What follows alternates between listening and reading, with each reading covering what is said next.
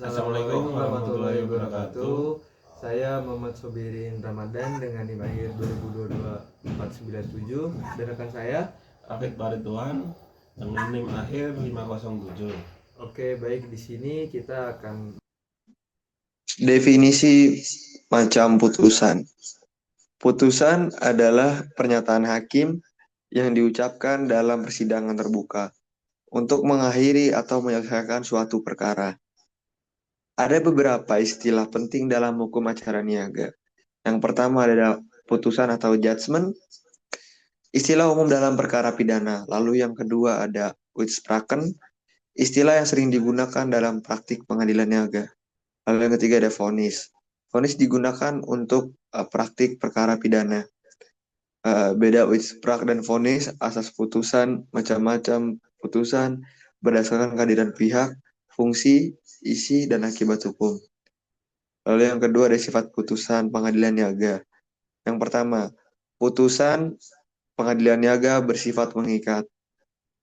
Lalu yang kedua, tidak ada upaya hukum banding. Lalu yang ketiga ada putusan bersifat serta-merta.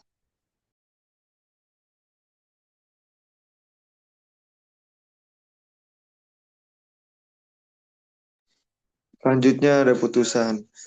Pasal 8 ayat 6.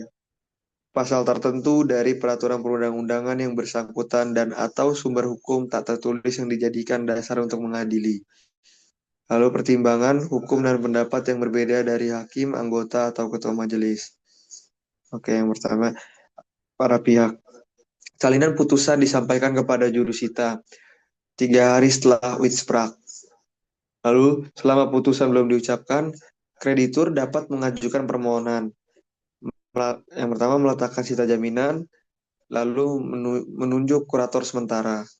Nah, lalu ada upaya hukum. Upaya hukum yang dapat diajukan yaitu melalui Mahkamah Agung.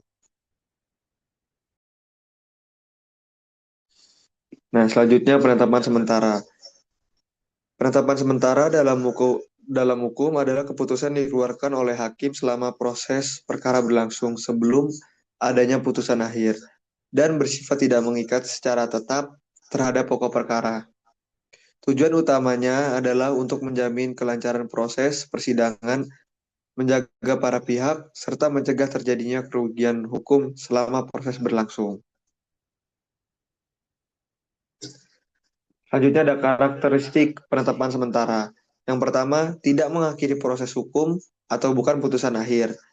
Lalu yang kedua ada bersifat sementara dan dapat berubah tergantung perkembangan perkara. Lalu yang ketiga ada tidak menyentuh substansi pokok perkara, tetapi menyangkut hal-hal pendahuluan atau mendesak. Lalu yang keempat, bertujuan melindungi kepentingan para pihak selama proses berlangsung. Lalu yang kelima, dapat dijadikan dasar tindakan hukum administratif atau perlindungan sementara.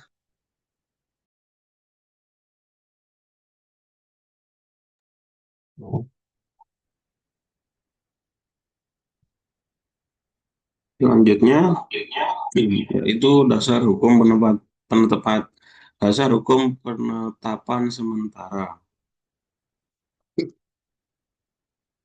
Tidak ada suatu aturan tunggal yang secara eksplisit menyebut istilah penetapan sementara.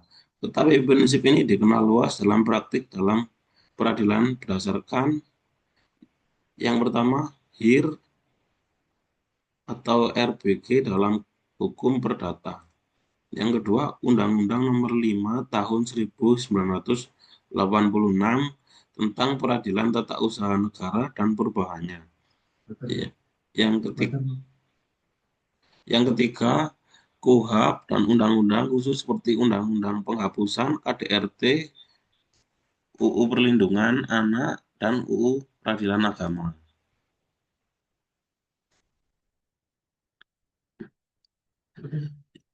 Tujuan penetapan sementara.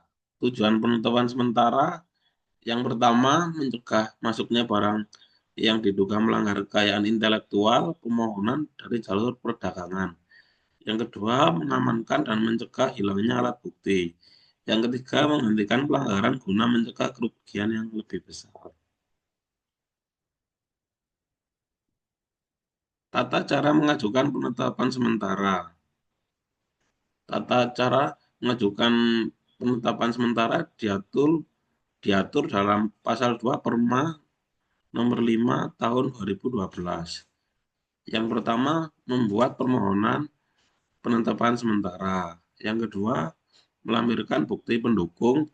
Yang ketiga, membayar biaya jaminan. Untuk teknis pengajuan permohonan sementara, yaitu pertama, permohonan PS ditandatangani pemohon atau kuasa, yaitu lampiran SKK. Yang kedua, diajukan di wilayah hukum sama dengan lokasi pelanggaran. Yang ketiga, permohonan diajukan kepada Ketua Pengadilan Niaga. Yang keempat, membayar biaya perkara dan jaminan. Yang kelima, 1 kali 24 jam sejak penyerahan, panitera menyerahkan berkas ke Ketua Pengadilan. Yang keenam, pemeriksaan 2 kali 24 jam harus putus. Yang ketujuh terakhir, penetapan bersifat rahasia, 2 kemungkinan pemohon diterima atau ditolak. Yang terakhir, tahapan lanjutan. Tahapan lanjutan yang pertama pelaksanaan penetapan sementara. Yang kedua, tindakan setelah pemberian penetapan. Yang ketiga, upaya hukum terhadap penetapan sementara. Oke, baik yang bisa kami sampaikan. Bila ada salah kata atau perbuatan, kami ucapkan mohon maaf yang sebesar-besarnya. Wabillahi taufiq wal hidayah. Assalamualaikum warahmatullahi wabarakatuh.